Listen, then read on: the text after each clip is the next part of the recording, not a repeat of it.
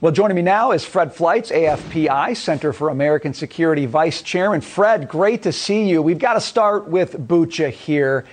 Do you see this as a turning point in terms of the West's involvement in Ukraine? Should it be a turning point in terms of the kinds of weapon system that we're willing to send, the kind of support that we're willing to send? I think it's a horrible development. I do think it amounts to war crimes. I think it probably amounts to genocide. But look, I'm very upset with the way our president reacts to these situations. Unless he's prepared to send in American troops or an international force to arrest Putin and put him on trial, Biden should not be saying that Putin will face a war crimes trial. That isn't going to happen. And when Biden says things like this, he's throwing gasoline on the fire for this crisis. We got to condemn what happened, but we have to find a ceasefire. And Biden basically making Putin madder, driving up his paranoia with statements like this, it's the wrong way to go. It's not the kind of leadership we expect in an American president. Fred, just clarify that a little bit, because it's interesting. Putin could not face a war crime trial unless he was taken into captivity, captured, essentially, a total victory for Ukraine. Is that even within the realm of possibility? Should it even be anywhere on the radar at this point in the conversation? The Russian government would have to turn him over, or a foreign force would have to arrest him. Neither of those things are going to happen. In a perfect world, I think it should happen, but it's not going to happen. Realistically, Putin runs the state with the largest nuclear arsenal on earth, and we have to find a way out of this terrible conflict. Driving up his paranoia, convincing him to fight harder with charges like this. This is not what we thought this would be a disciplined administration that was adult and would say responsible things.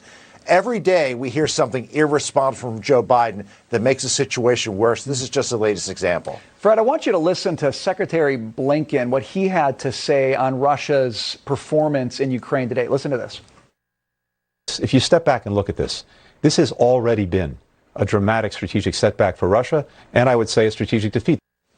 Okay, so there's some interesting language. Strategic defeat. Fred, do you view what's happened to Russia and Ukraine for Russia as a strategic defeat at this point? I don't, and the Wall Street Journal doesn't either. It took issue with those comments in an editorial today. Russia's been doing badly. It has been losing. But look, realistically, Russia's a vast country with almost unlimited resources. If this conflict went months or a year, it will be winning. It will be destroying Ukraine. And for Blinken to say that this is a defeat after just 2 months of battle, it just shows how incompetent this man is.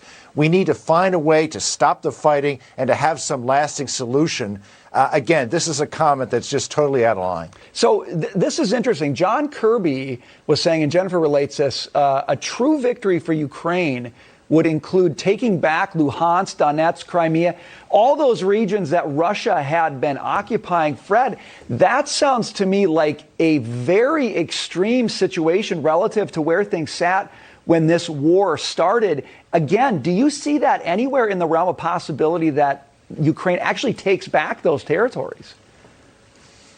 That's not the way conflicts like this end, unfortunately. What Russia's doing right now is to solidify its control of this land bridge it built between Crimea and Russia, to take over areas of the Donbass that it doesn't currently occupy, and then talk about a peace settlement where it will keep these territories. I mean, in a perfect world, again, Russia would completely leave all Ukrainian territory. That's going to be hard to do because the Ukrainian military doesn't have the power to do that, and no other power is going to come in to force Russia out of these territories. Fred, I think this is a challenge because, you know, on the one hand, you see the brave fight that Ukrainians are putting up, the progress they're making. I mean, they've defied everybody's expectations. And so there's a part of you that wants to say, take back all of Ukraine, push Russia all the way back. But is that giving in to folly to think that that result is possible? And does it actually keep us from finding a solution that can work and end the bloodshed? Do you have to give up what's best in order to get what could work in this situation? It's a terrible thing to talk about. No one wants to see Ukraine give up anything. But realistically, this is a country that's running out of fuel, it's running out of food, versus a vast country that's been having problems in Ukraine, but has resources that would allow it to continue to fight for a long period of time. The humanitarian suffering in Ukraine has just begun. But the famine, the health problems of the people. I mean, there is a catastrophe here that nobody's talking about. And that's why we have to find a way to get to a solution. We had to put pressure on Russia to get it to negotiate in good faith. But to claim that Ukraine's going to win and take back this territory, I hate to say it, but that's just fantasy. Well, and we're seeing the brutal reality on the ground in Bucha. Certainly, we don't want to see any more of that. The most leverage Ukraine can have possible is what they need. But I think you're right. Time is running out in some of these cities that are being besieged. Fred Fleitz, we appreciate you being with us. Thanks for joining us. Good to be here.